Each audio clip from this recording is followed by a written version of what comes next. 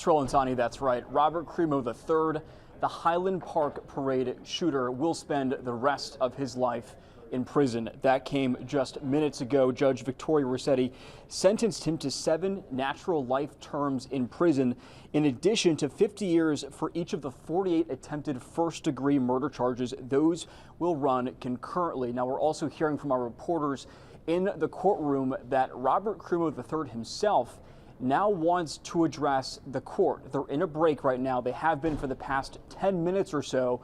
The judge is in her chambers. We're still trying to figure out how this is honestly all going to shake out. They're expected to resume from their recess within the next few minutes or so. I actually have my colleague Mayor Kawash right here standing by watching the Zoom feed, ready to give us any sort of breaking news updates. But of course, all of this comes after a day and a half of powerful and emotional testimony from witnesses and survivors of the July 4th, 2022 Highland Park parade shooting. We heard intense and grim details from these people who are talking to us a little bit more about how that parade has traumatized them, how it's rattled this community, and how it's shaped the way they live their lives, frankly. But we're also hearing stories of bravery and courage from the first responders and community members who stepped during a terrifying moment, likely putting their own lives at risk, not knowing how it was all going to end, for the safety and sake of others. In fact, Lake County State's Attorney Eric Reinhardt says the community is stronger than ever